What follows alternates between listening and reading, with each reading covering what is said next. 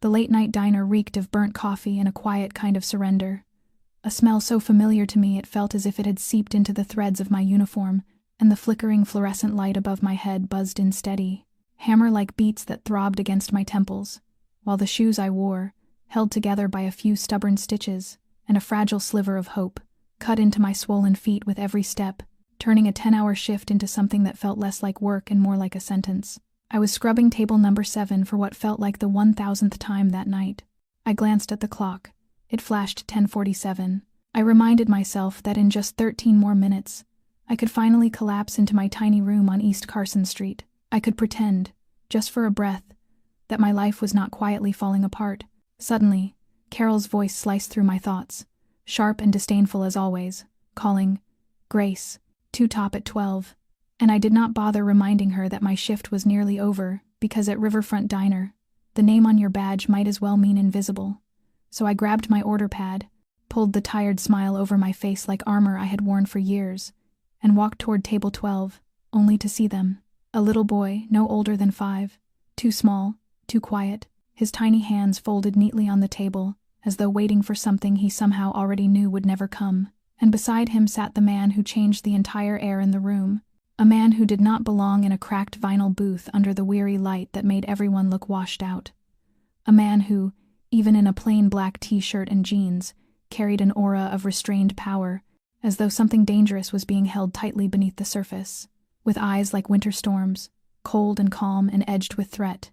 And when he asked, in a low, velvety voice that sounded like whiskey poured over velvet with the faintest Pennsylvania lilt, "What do you recommend?" It struck me that in 3 years of working the night shift at Riverfront, no one had ever asked me that before. I should have walked away, should have said I did not know, but instead I answered, and that was the beginning. Though I did not know it then, of a night that would change everything, of an offer that would reshape the entire course of my life.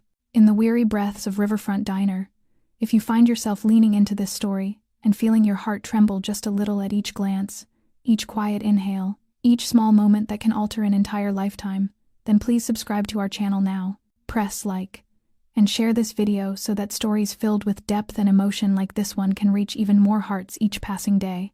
And leave us a comment letting us know where you are listening from, which city, which corner of your room, or which little cafe. Because every small note you leave helps us understand how far Grace's journey has traveled across this vast world, and we are grateful for every interaction from you. For you are the reason these stories continue to be told.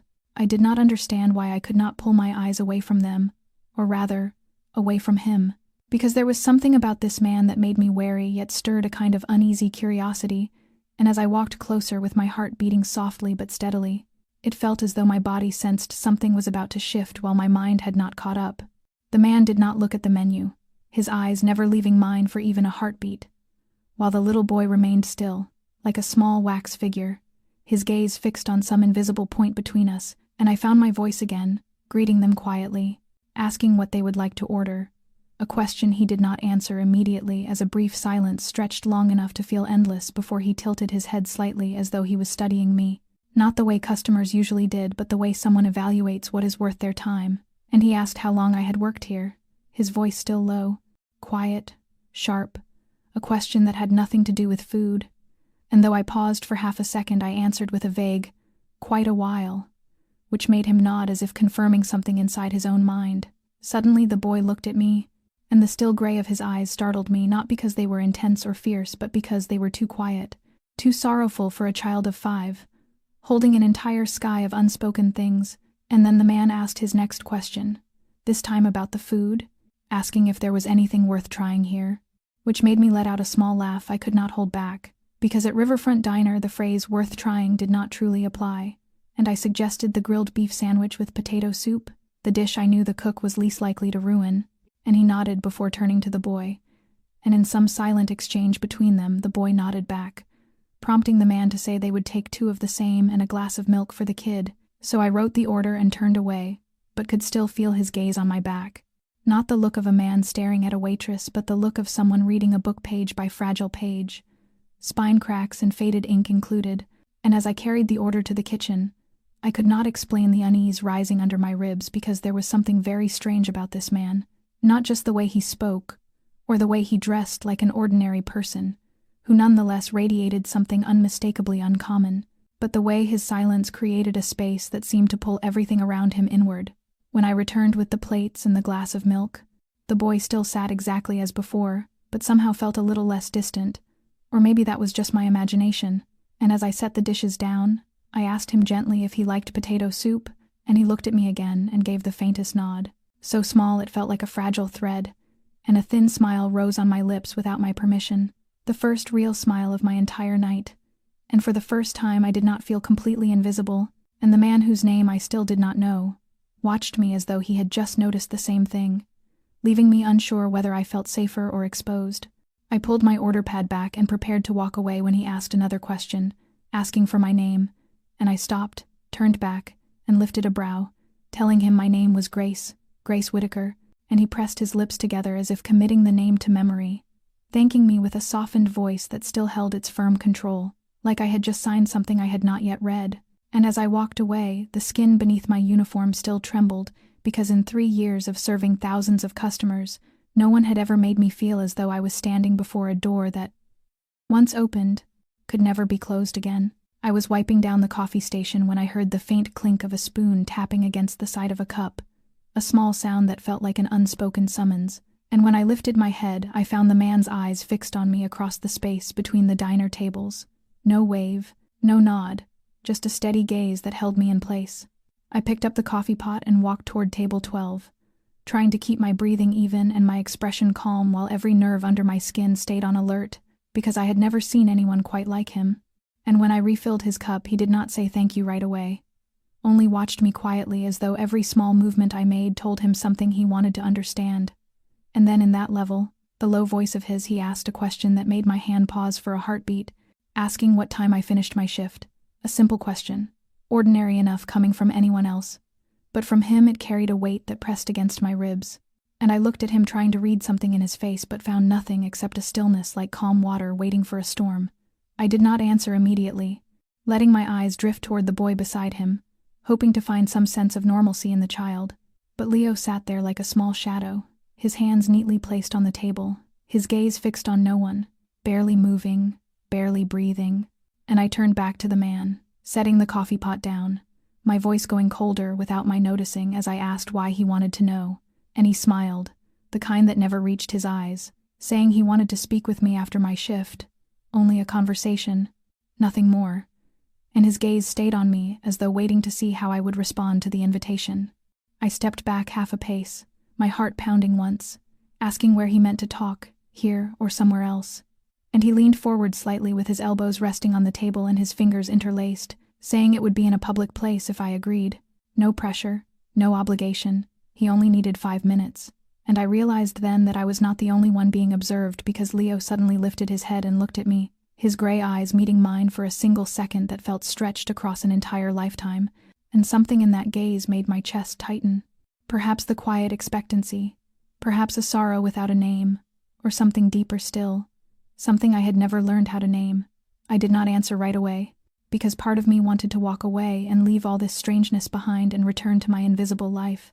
Yet another part, the part that had just been called by my real name after far too long, remained rooted where I stood, and I swallowed hard before saying softly that I finished at 11 o'clock, then turned away, leaving the father and son to their dinner, and leaving myself with a storm of unanswered questions.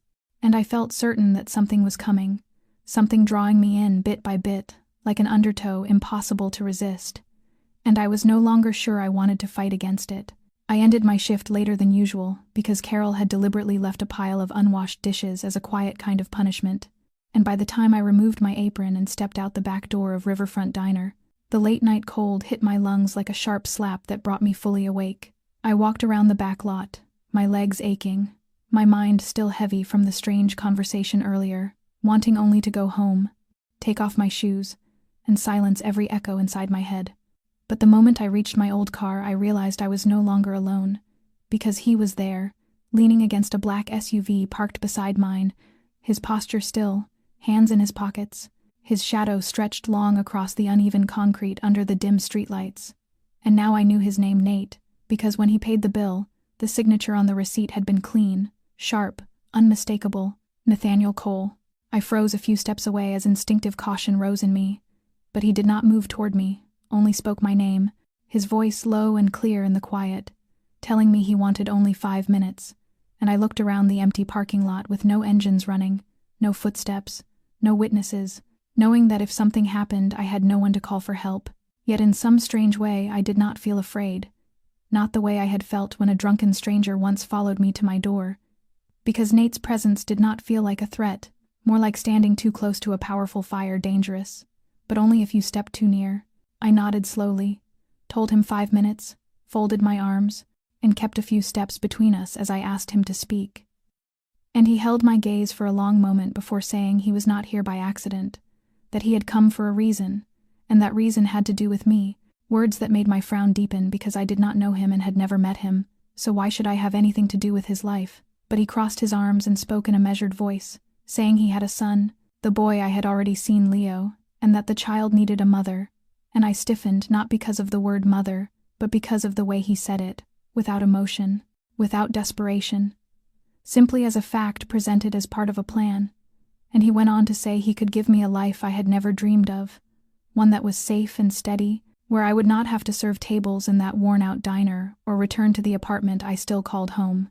And in exchange he wanted me to become the boy's mother, a marriage proposal without love, without emotional ties, just an arrangement. I let out a short, cold laugh, asking if he was out of his mind, if he saw me as something he could order late at night like a pizza.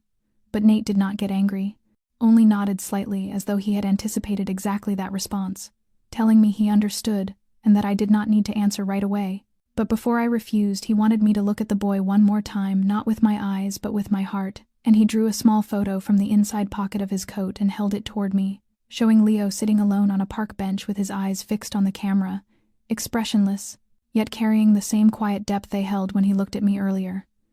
I did not take the picture, but I had already seen enough, and Nate put the photo away, walked to his car, opened the door, and looked back at me once more before saying he would wait for me.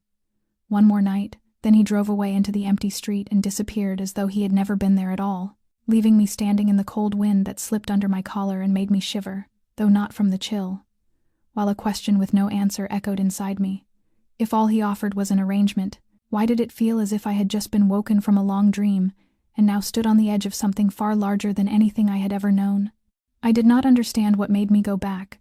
Perhaps the look in Leo's eyes, perhaps the exhaustion of living inside the same looping hallway of a life with no exits, or perhaps it was Nate's voice, low and steady, carrying a strange conviction that he was not playing games, and I stepped into the small cafe at the corner near the bus station, where the warm yellow lights softened the fogged window pane, and the clock on the wall had already passed midnight.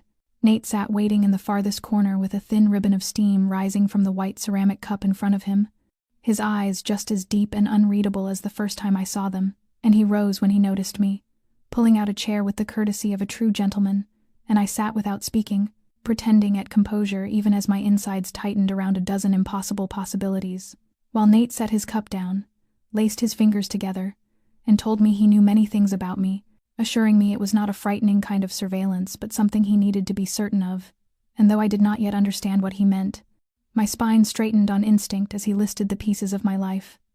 That I had been born in Scranton, that I lost my mother at 14, that my father left soon after, that I once studied nursing but dropped out when I could no longer afford tuition, that I now lived alone on the 3rd floor with no family, no close friends, an income below minimum wage, and credit card debt piling higher each month. It felt as though someone had torn open my life and read it aloud in public, leaving my mouth dry and my fingers curling into a fist I did not realize I had made. And when I asked if he had been following me, my voice trembling despite my efforts, Nate shook his head without breaking eye contact, saying he had not followed me but investigated because if he was to entrust Leo to someone, he needed absolute certainty that person had no reason to harm the boy. And I drew a deep breath to swallow the raw feeling of being exposed, asking why it had to be me, when the world was full of women with better records, better circumstances, experience with children, education, families, stability. And he answered simply that I looked at Leo as a human being, without pity, without pretense, without trying to win him over, that I simply saw him, and that the boy had looked back at me, something that had never happened with anyone before. His words caught in my throat as I remembered Leo's eyes, The way he looked at me as if I were something familiar and strange at the same time. Something safe and dangerous in equal measure. And Nate continued speaking in a lower voice as though he feared waking something fragile within himself, saying he did not need a wife, only a home for Leo, and that he could give me more than I had ever imagined. A house, my own bank account, a car, even the chance to finish school if I wished. But in return, he needed my true presence in the boy's life, saying he did not need me to love him, only to love Leo. I did not know what I expected when I came here. Perhaps a cruel joke or a trap or an eccentric man searching for a replacement for a woman he once lost. But what I received was a calculated proposal devoid of deceit, and when I looked at him, I saw for the first time the weariness behind those cold eyes, realizing he could be anyone, a businessman, a man who lived hidden in the shadows, or something worse I had not yet dared to imagine. But for Leo he was a father, and for me he was placing an entire life on the table, and I did not answer right away, only turned toward the window where the sky had already grown pale with fading moonlight, reminding me that every turning point in my life had arrived quietly like this. And now I stood before another one, this time not for myself alone, but possibly for a 5-year-old boy whose quiet eyes had never truly known how to smile. I did not know the exact moment when breathing became difficult. Perhaps when Nate laid everything out on the table, each piece of information about me like a small blade cutting into the thin layer of privacy I had tried so hard to protect. Or perhaps when he spoke of paying me to become Leo's mother, as if motherhood could be purchased with a number.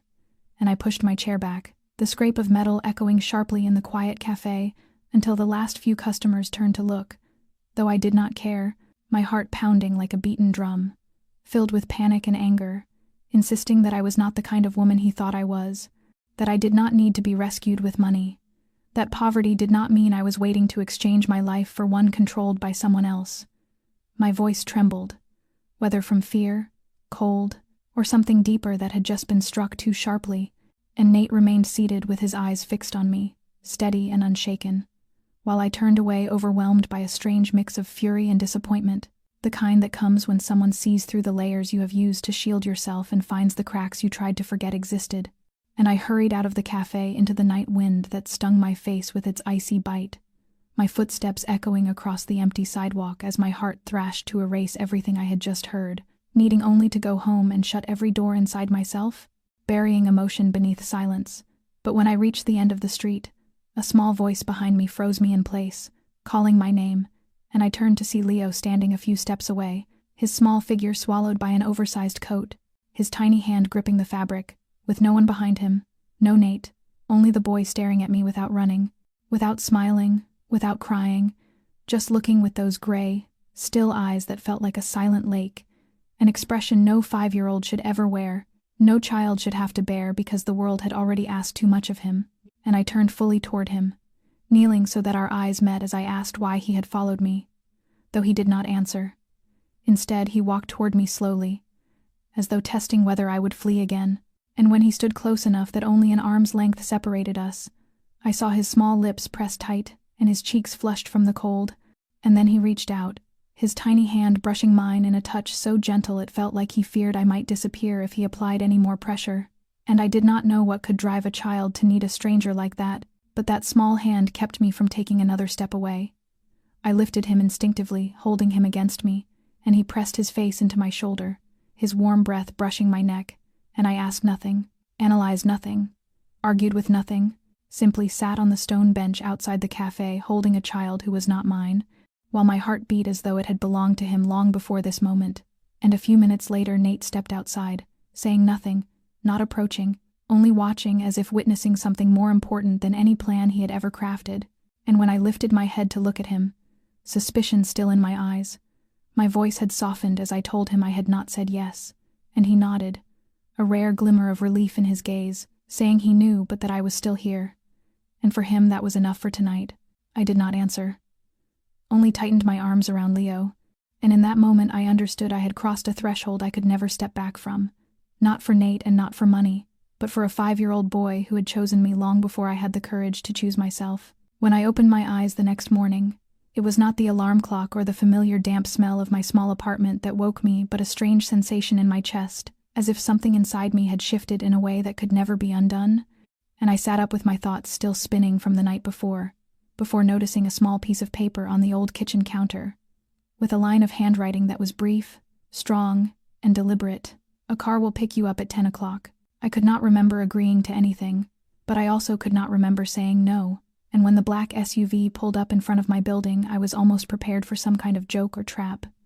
Yet the driver, dressed in a formal suit, simply opened the door with a polite nod, neither rushing me nor pressuring me, and I stepped inside with my heart beating slowly but steadily, as though each step was carrying me into a new territory with no map to guide me.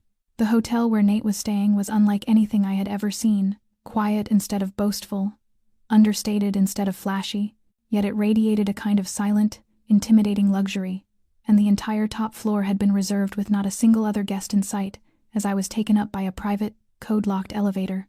When the doors opened, it was not Nate I found, but a wide, bright room filled with the gentle scent of oak and soft classical music, with an older man sitting at a table with a stack of papers in front of him, introducing himself as Nate's personal attorney, and without any theatrics he placed the contract on the glass table and explained it with minimal words. This was a marriage agreement with no emotional obligations but full legal responsibility, and I would become the lawful wife of Nathaniel Cole with clearly defined financial rights, including my own bank account, a residence in my name, and scheduled payments to care for Leo and ensure a stable life, while the final clause made my breath catch. If I withdrew before the 2-year mark, I would lose every asset provided to me. I did not sign immediately but held the pen, reading line by line while my eyes kept returning to words like property ownership, custodial rights, absolute confidentiality, each phrase too real and too precise, as though this arrangement had been planned long before I ever stepped into Riverfront Diner, and I was merely the last missing piece. And while I was still sifting through my thoughts, a woman entered carrying several large bags, introducing herself as the stylist Nate had appointed to prepare my wardrobe, hair, and everything else, asking nothing about my preferences as she worked, measuring, selecting, nodding with the practiced efficiency of someone accustomed to clients who do not get to choose, and I let them work on me, feeling partly insulted, like an object being packaged to someone's liking. Yet another part of me felt a quiet, unsettling curiosity, because after a lifetime of small, narrow choices, I had forgotten what it felt like when the world around me shifted because of me. When the stylist finally left, I still had not signed, and I sat silently on the cloud-soft sofa gazing out the window at the sweeping view of the city, until Nate entered at the edge of sunset, his steps unhurried, his gaze free of scrutiny, as he sat across from me without touching the papers, and simply said, "If it does not feel right, I will not push." But I believe Leo chose correctly. I looked at him, the man who only days ago had been a stranger sitting in a worn-down diner, now placing an entire world in front of me because he believed I could be a mother to his child, and I said nothing as I turned back to the contract, not signing yet, but my hands no longer trembling and my heart no longer trying to run, not because of the money, but because for the first time, I felt truly seen. I did not know what allowed me to step into that room with such unexpected lightness, perhaps the gentle glow of the late afternoon, or perhaps the contract resting unsigned on the glass table even though, somewhere deep inside me, it had been signed long ago. The new apartment Nate had prepared for me did not feel like a place to live, but rather a sanctuary tended with meticulous care. Not so luxurious that it felt distant yet refined enough to make a person feel worth something, and I was still fumbling with the pile of clothes the stylist had brought when the door behind me creaked open, not with a call or the lively footsteps of an ordinary child, but with a quiet presence I sensed instantly, and when I turned I saw Leo standing in the doorway holding an old stuffed bear, his large gray eyes unblinking as he watched me. I smiled and bent down to his height, asking softly whether he had wandered into the wrong room, but he did not answer, simply taking a few steps inside before stopping again, the pale light from the window falling across his hair like a faint halo, and though I did not know what to do with his silence, I understood that this was how he spoke, so I moved to the carpet and sat, leaving only a handful of steps between us, and he neither backed away nor moved closer, only tightened his hold around the bear. I looked at him without asking anything, without demanding words, just existing there as an adult who did not insist or pressure, and then I began to tell a story, a silly, simple story about a cat that wandered into a bakery and ruined all the pastries, yet was forgiven because it was too adorable to scold, and I no longer knew what I was saying, only filling the quiet with something soft. And when I paused, I saw the small rise of Leo's shoulders. He was not crying. He was laughing not loudly, not with the bright giggles of other children, but with the slightest curl of his lip, so faint that if I had not been watching closely I might have missed it. And then he moved closer, sat beside me, still clutching the bear and still without speaking. I leaned slightly and placed my hand gently on his back, and he did not pull away. I leaned slightly and placed my hand gently on his back, and he did not pull away. Instead, in the heavy silence of the room, he did something that stopped my breath.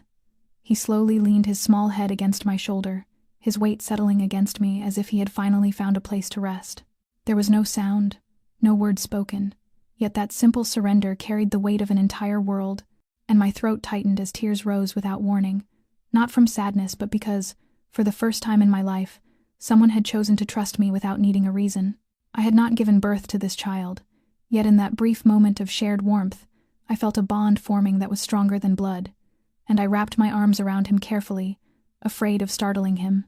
Leo stayed still, his warm breath rhythmic against my neck, and I realized that whether or not I ever signed that contract, I had already become part of this child's life.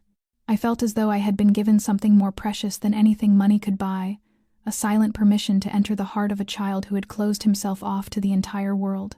The morning after that quiet moment with Leo, I woke with a strange feeling, something weightless yet aching, and I did not know when I had stepped into that role, or whether the word meant something special to him or was simply an instinctive reach, but from that moment everything changed.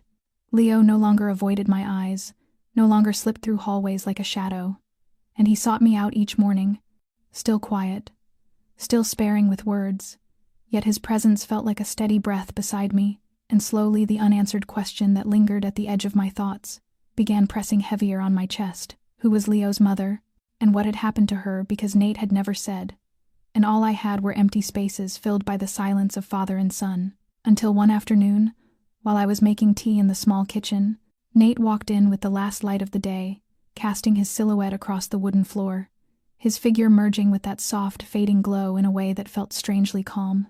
I did not know where I found the courage, but when he sat across from me, I asked where Leo's mother was, and he did not answer right away, his eyes fixed on the cup in his hand, the steam rising between us like a thin veil before he finally lifted his gaze, not avoiding mine, but with something deep and heavy settling behind his eyes as he said her name was Elise, that they met when they were young, and before he became the man he was now, that she was beautiful and sharp, the kind of woman who knew how to make others feel chosen, and that he, still naive then, had loved her with everything he had, marrying her in haste after only a few months, with Leo born nearly a year later, only for everything to collapse faster than he could comprehend. Elise was not the woman he believed her to be, and she did not love their son, resented the weight of motherhood, spent money recklessly, slid into gambling, parties, and other men whenever Nate was gone, and all her secrets unraveled one night when Leo was 3, when she disappeared with a stranger, taking a large sum of money and leaving Leo behind in an empty house,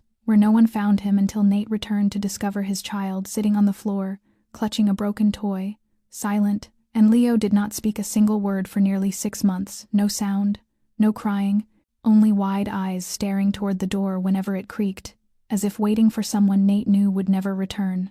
As I listened, a stone seemed to press against my chest, and I realized I had been wrong to assume Leo's silence was a matter of personality or circumstance, because it was the imprint of betrayal, a wound so deep that even language had abandoned him, and I placed my hand on the table, not looking at Nate, but at the light falling over the cooling tea, feeling a sharp anger not because Elise left, but because a child had his childhood stolen in such a cruel way, and Nate, the man who seemed so cold and controlled, had carried this wound with him for years, being both father and anchor to a fragile soul still waiting for something that would never come. When I looked at him again, I saw clearly the unspoken hurt, understanding that no one is born knowing how to be a father, but Nate had chosen to stay, had chosen to protect Leo by any means possible, even if that meant choosing me in the most unconventional way. And deep down I knew I could never replace Leo's mother, but I no longer wanted to be someone who passed through his life only to disappear as Elise had. And if I could be even a small part of Leo's healing, then every fear I once carried suddenly felt insignificant, and perhaps, for the first time in a very long while, I realized I was beginning to heal too.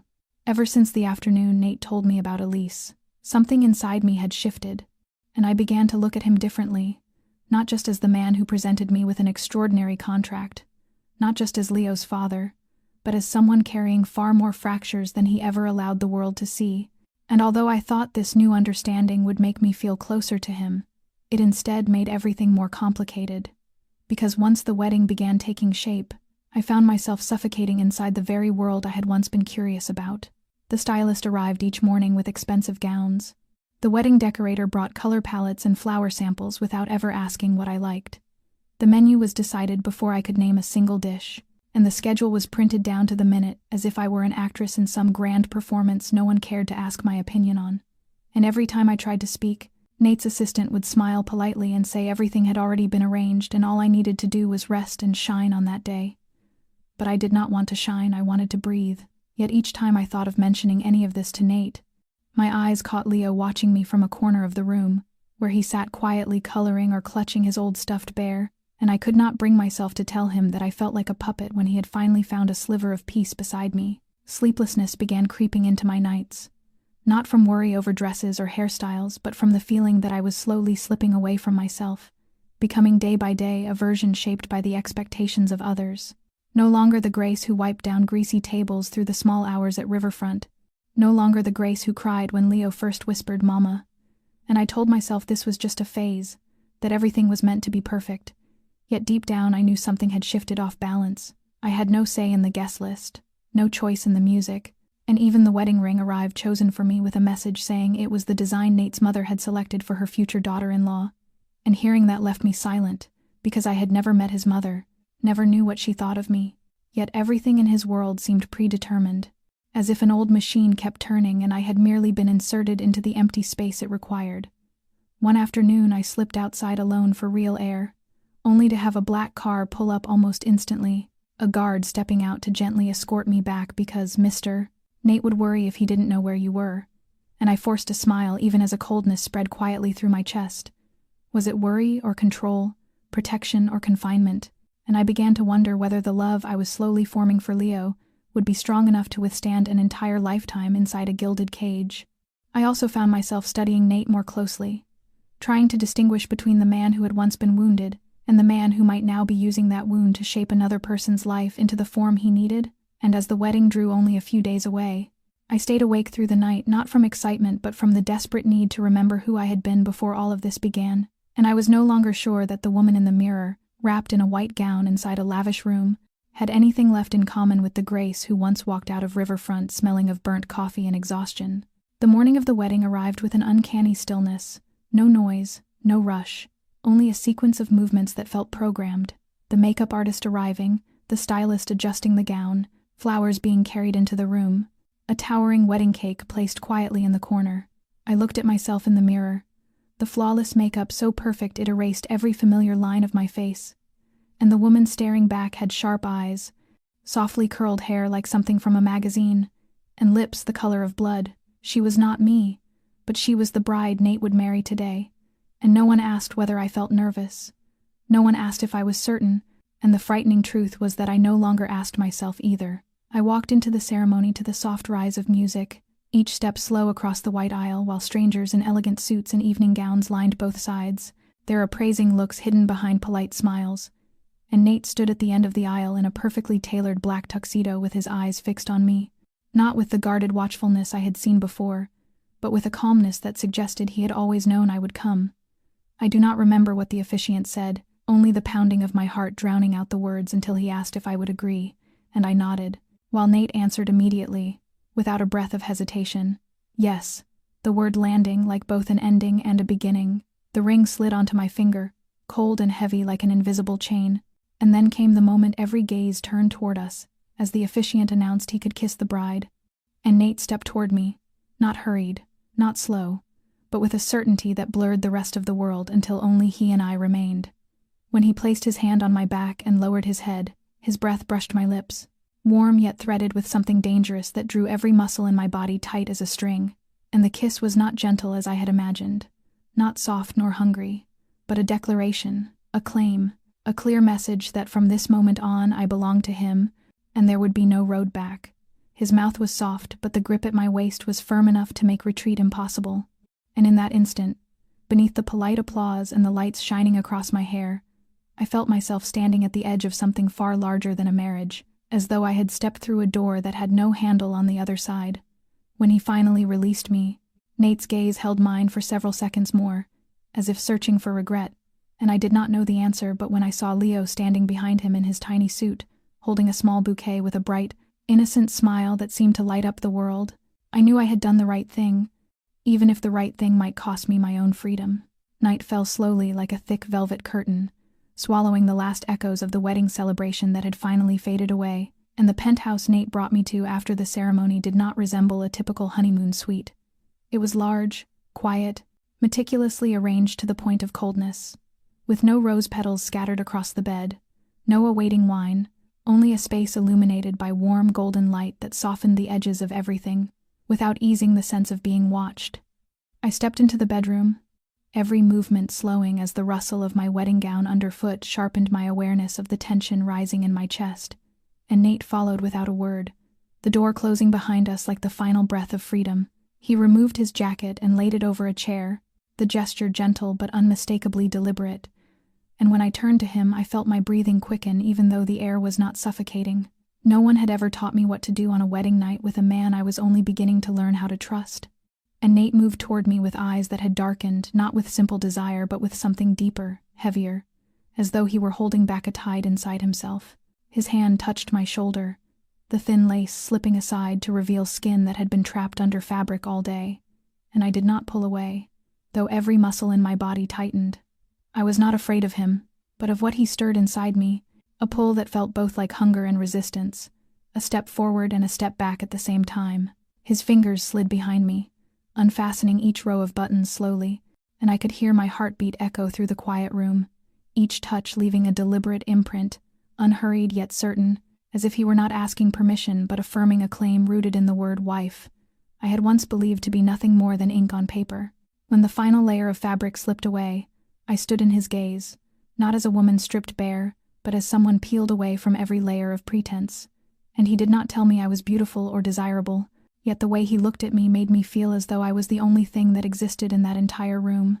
Then he kissed me, not like the kiss at the ceremony, no longer a declaration but a possession, his mouth claiming mine, his hands mapping my skin as though memorizing every detail, and I did not know when my defenses fell, whether it was when he whispered my name between uneven breaths, or when he held me as though letting go would mean losing me forever. We spoke nothing of love that night, no promises, no whispered reassurances, only instinctive movements, silent glances that lingered too long, and touches that erased the world beyond these walls. When everything ended, I lay still in his arms, my chest rising and falling in ragged breaths, and Nate did not sleep.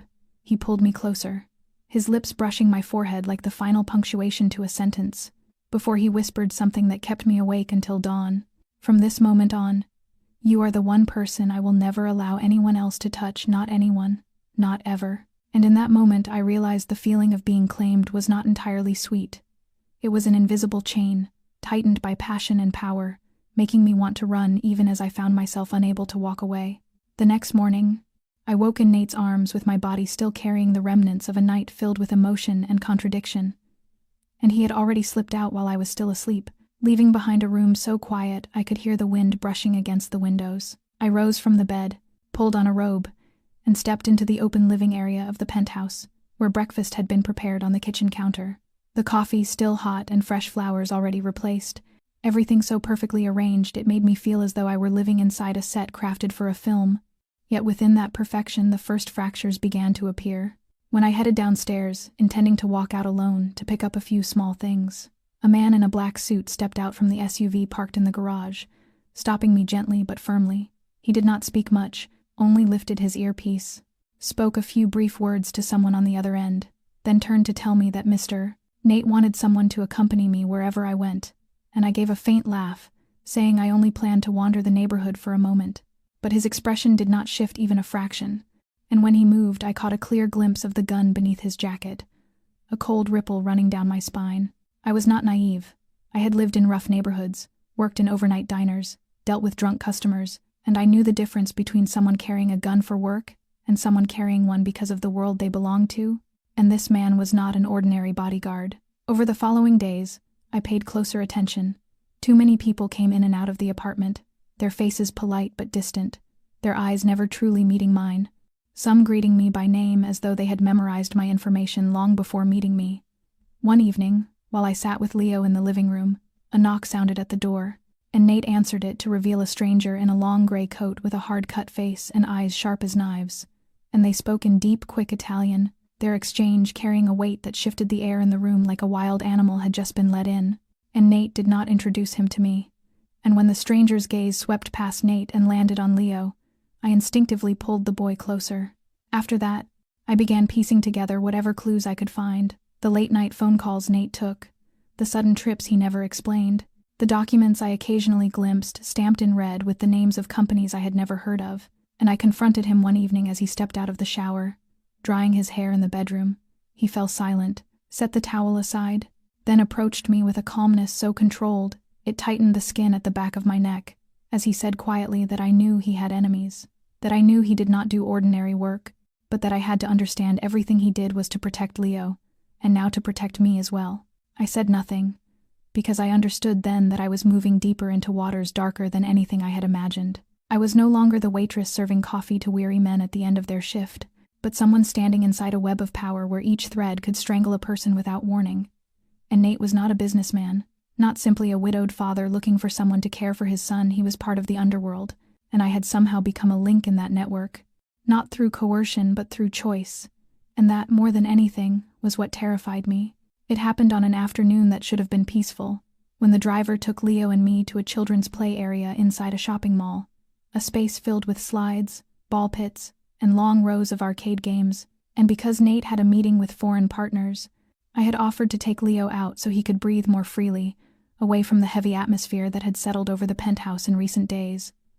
Leo had slowly opened up, showing real emotions with me, and I thought a simple outing would be a small gift for him, but everything unraveled the moment I took my eyes off him for just a few seconds to sign a receipt at the drink counter, and when I turned back, he was gone, vanishing from my sight, as though the air had swallowed him, and my heart felt as if someone had reached inside and crushed it.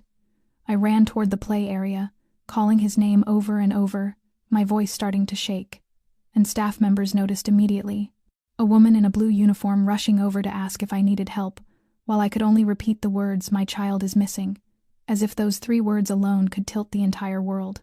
I searched every corner, my heartbeat thundering like war drums, my mind spinning through every terrible possibility, and only minutes passed before 2 men in black suits burst in from the entrance.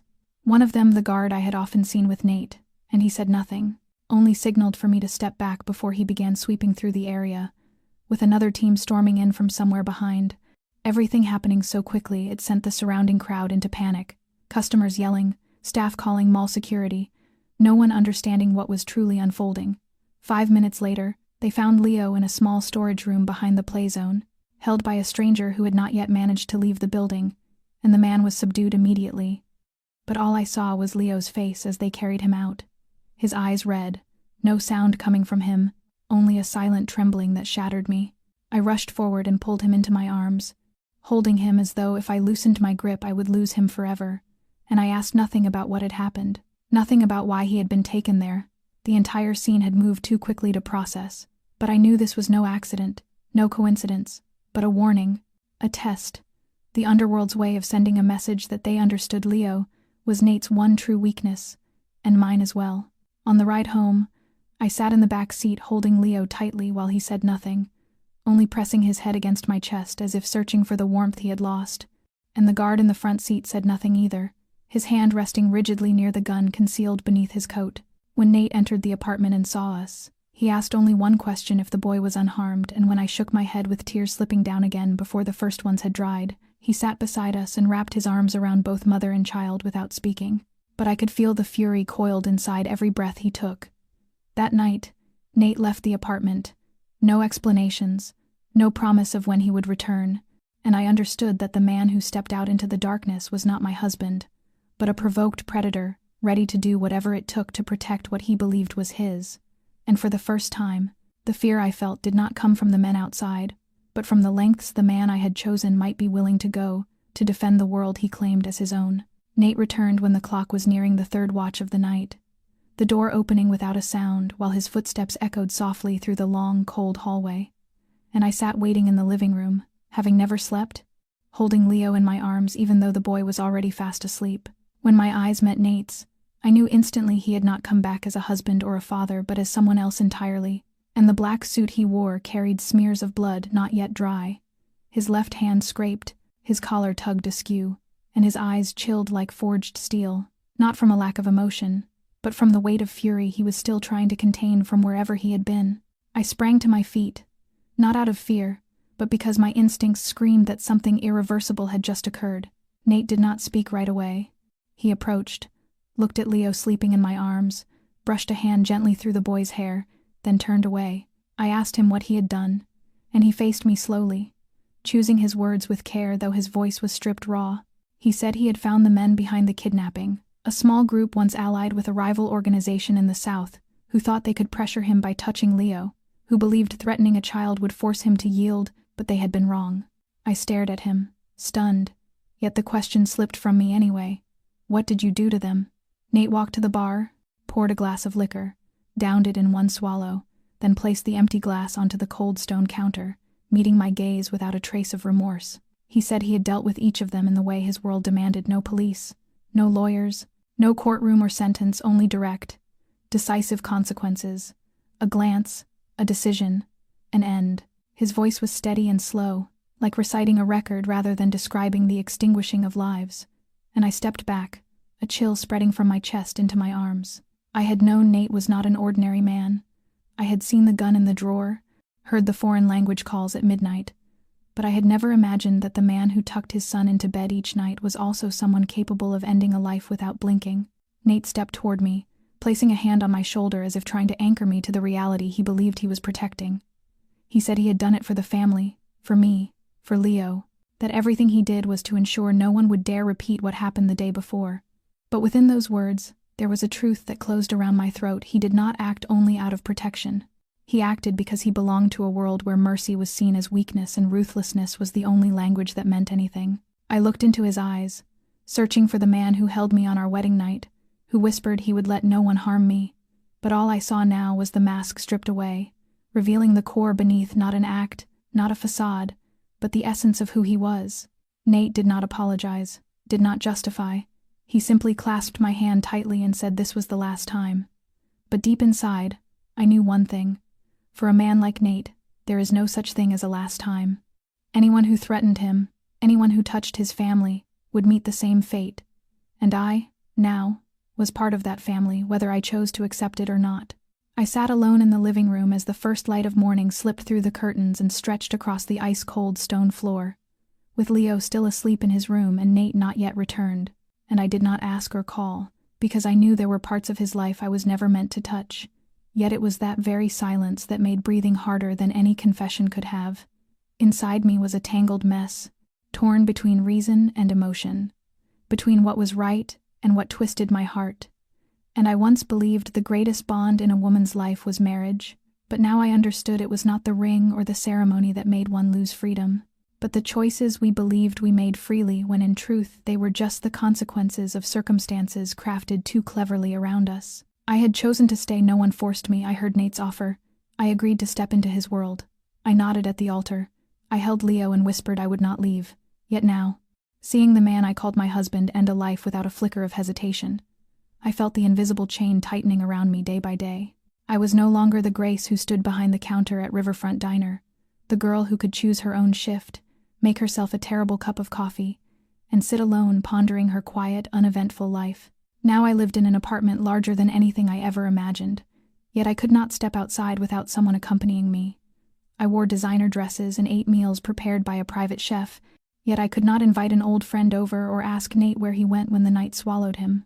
I was not free, but I could not leave either.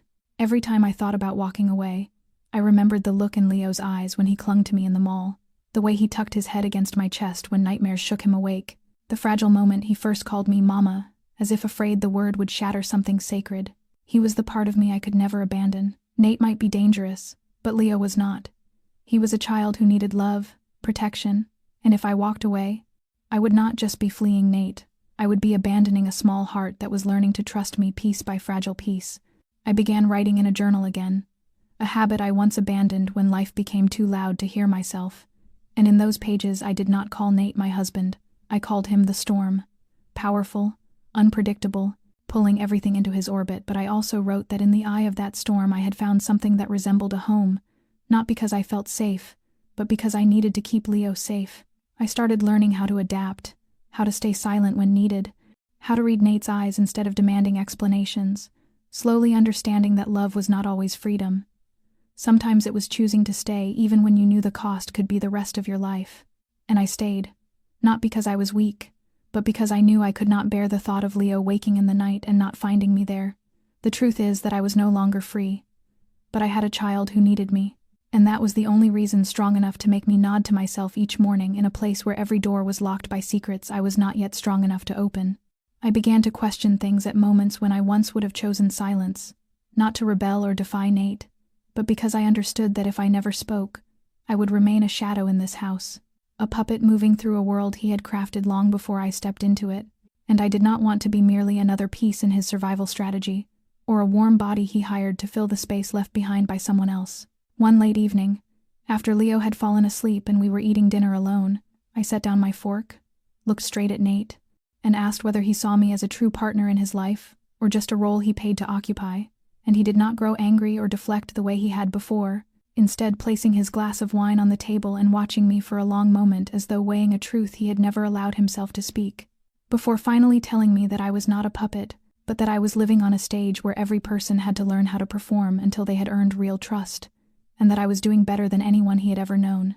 His answer did not ease my heart, but it was the first time he did not try to soften the truth with polished words. From that night on, small changes began to appear. I was allowed to choose the house staff. I could take Leo to the special preschool we had selected without an escort glued to my side. Nate introduced me to his private financial advisor, who began explaining investments and companies that had been placed in my name since the wedding, and he brought me into the real world he lived in, not through scattered rumors or overheard phone calls, but by letting me sit quietly beside him during discreet meetings with figures I once only knew through whispers. I stayed silent, listened, never interrupted, yet I saw the way people looked at me begin to shift. Not the wary glance of someone assessing an outsider, but the careful attention reserved for someone who might hold influence. One night, after he returned from a meeting on the outskirts of the city and found me awake, reading files on underground transactions, he stood behind me, his hand resting on my shoulder, his voice rough with exhaustion as he asked whether I was truly unafraid. And I looked into his eyes through the reflection in the mirror and, for the first time, answered not with trembling but with clarity. I am not afraid if I know where I am and why I chose to be here. He said nothing, but the next day he dismissed the entire surveillance team that once followed me every hour, replacing them with a security group that would act only when I asked. And he allowed me to go out alone, to make decisions previously controlled to the smallest detail. He did not change because I demanded it. He changed because he slowly believed I was not a weakness in his world, but someone who could stand beside him without needing the truth softened or hidden. Still, not everything became simple. I continued living at the edge between right and wrong, wrestling each day with the question of whether it was possible to love a man like Nate without losing myself. Yet I learned how to stand firmly in his world, not by becoming another version of the women who had passed through his life, but by being completely myself, unafraid to push back when necessary. Silent when silence was the only thing that could keep the people I loved safe, and Nate, in his own way, learned to step back when I needed space. We were far from perfect, but we were slowly becoming a team, and in a world where trust is a rare and fragile currency, the fact that he chose to trust me was the only proof I needed that even the deepest cracks can be mended if both people hold on tightly when the storm begins to rise. There was one morning when the sun streamed through the living room windows, gilding Leo's hair as he sat on the floor stacking colorful blocks, and I suddenly realized something in the apartment had shifted. The air was no longer pulled tight like a strained wire, and the rhythm of his breathing no longer carried the tremor of some invisible fear. Leo was singing softly, gently, just enough for me to freeze in the doorway, afraid that even the smallest sound might shatter the fragile moment. As he set one plastic brick upon another, he hummed a tune from a children's song I often played for him each morning, and it was the first time I had ever heard him sing, the first time I saw a smile on his face that was not tentative or cautious, but full, genuine, and bright. He turned toward me, his blue eyes shimmering in the sunlight, then suddenly reached up with both arms as if asking to be held, and in that moment every wall I had ever built inside myself came crashing down. I stepped forward, lifted him into my arms, and felt his small body burrow against my chest as though he had been waiting for this for a very long time. And then he called me not Miss Grace, not with the hesitant whisper he had used before, but with a single word, whole and clear enough to make my heart collapse inward. Mama. The word rang through the quiet room like a truth spoken from the deepest part of him, as though he had finally found the person he could trust without hesitation. I held him tightly, unable to speak, letting my tears fall in silence. From that day on, Leo began to change. He spoke more, still slowly, still less than other children his age, but each word carried a confidence I had never seen in him. He asked me simple questions. Why the sky changed colors at dusk, why toast tasted better with butter, and why his father always worked so late. Questions that might seem small, yet each one was a sign that his spirit was slowly healing. Nate noticed too. One evening, as we stood in the hallway watching Leo race around the living room grinning wildly with a toy airplane in hand, Nate gently squeezed my hand, said nothing, and offered a rare smile, not cold, not guarded, but the smile of a father witnessing his child step out of the shadows. I began teaching Leo how to write, and those first crooked letters delighted him so much that he wanted to write my name everywhere. Mama Grace appeared on paper, on the chalkboard, even on his bedroom door in bold streaks of colored marker that could not be erased. I did not scold him. I left every mark exactly where it was, and each time I walked past I smiled, because I knew those were not just the scribbles of a child, they were a declaration. He had accepted me as his mother, unconditionally, without proof or persuasion.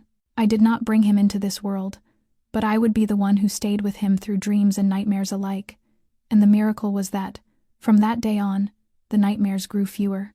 Leo no longer cried out in the night, no longer woke with wide, frightened eyes. He began to sleep soundly, curled against my pillow as if it were a familiar anchor. The shattered pieces of a once wounded child were slowly being fitted back together, not by magic, but by patience and love. And in every small moment of that journey, I realized I was no longer staying out of duty or fear. I stayed because I had come to love him as if he were my own flesh and blood. And if I had to choose all over again, I would still walk into that room on the first day, still choose not to leave when I had the chance, just to hear him call me Mama with all the trust of a small heart learning, finally, how to heal. One October morning, when the first autumn wind slipped through the cracks of the windows, I found a strange envelope resting on the kitchen table, with no message, no explanation, just a plain brown sleeve with my name, Grace, written in a thin, elegant hand across the front. Inside was an old photograph with one corner cut off and a sheet of paper folded neatly into thirds. The photograph showed me some forgotten year, standing in front of the riverfront diner, holding a cup of coffee. My eyes lost somewhere beyond the frame, and though there was nothing frightening in the image itself, a cold shiver ran through me as I wondered who had taken it, when, and why it had resurfaced now. The folded note inside was short, unsigned, and read, "A man like him has no future. But you can, if you still know how to walk away." I folded it back slowly, steadying my hands. I did not need to ask Nate. I knew the letter was not from him, but it was a stark reminder that there was still a way out, that if I wanted to escape this life, I could. No door locked, no chain holding me here, yet I had not left.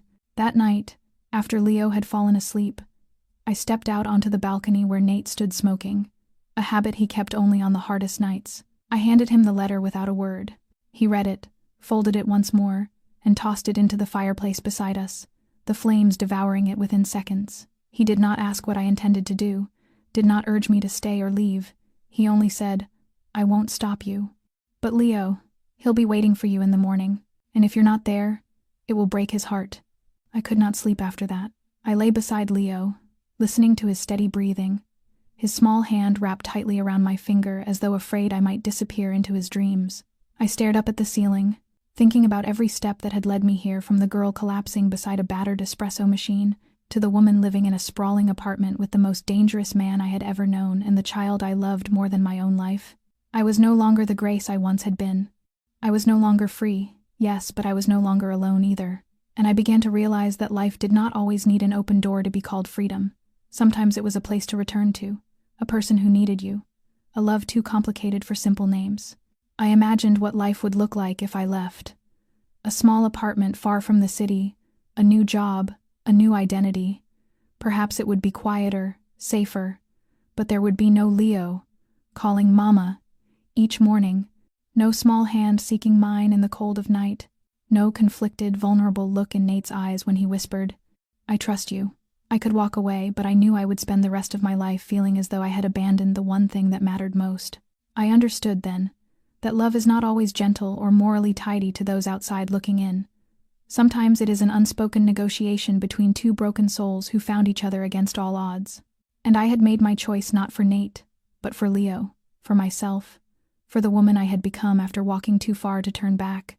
After learning how to love in a place no one believed love could exist, I did not leave. I let the memory of that letter fade. And the next morning, when Leo woke me with laughter, I knew I was exactly where I needed to be, imperfect, complicated, but real. And mine.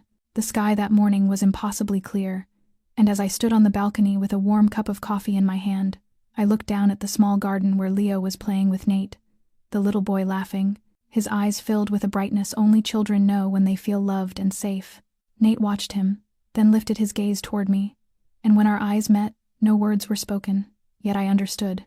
We had never been, and perhaps would never be, a normal family. We did not have leisurely weekend picnics in the park, or the silly arguments and soft reconciliations seen in television dramas. Instead, we had sleepless nights shadowed by hidden threats, hushed conversations, because someone might be listening beyond the walls, and a world that demanded vigilance even during moments meant to be tender. But in the midst of all that chaos, something I never expected began to grow. A real love, not brilliant like fireworks but quiet as a glowing ember, slow, steady, persistent, warm enough to thaw a heart that once believed it had turned to stone. I once imagined myself leaving, believing I was nothing more than a piece of a plan, a replacement, a convenience. But time, Leo's luminous gaze, and those nights when Nate rested his hand on my stomach as though holding on to something fragile and precious changed everything. I could no longer deny it. I loved them, both of them, deeply, fiercely, with a sincerity so undeniable that if I could return to that first moment at the riverfront diner, I would still walk toward table number 12, because that was where everything began, and that was where I learned that love does not need to be perfect, only real. Perhaps the greatest lesson life has taught me is that what we fear most is sometimes the very place where we are healed. That family is not where we are born, but where we choose to stay, and I chose them. Even if Nate's world is not safe, even if the road ahead is clouded with uncertainty and trials, I will walk it with him and with Leo because they are my family. My story may not resemble any fairy tale you have heard, but it is true, vivid, and tender in the way life itself can be. And what about you? Have you ever stood at a crossroads like Grace, where your heart and your logic pulled you in different directions? Do you believe love can grow from the darkest places? From the corners where no one expects it to survive? Share your thoughts in the comments below. We would be grateful to hear your reflections, your emotions, even your own stories, because sometimes a tale is meant to be told so that kindred hearts can find each other. If this story touched you, don't forget to hit like, share the video with someone who might need to hear a story grounded in truth, and subscribe to our channel so you won't miss any of the heartfelt videos ahead. Thank you for walking with us through this long and emotional journey today. Wishing you good health, a peaceful life, and a reason to smile each day. Goodbye, and we'll see you in the next video.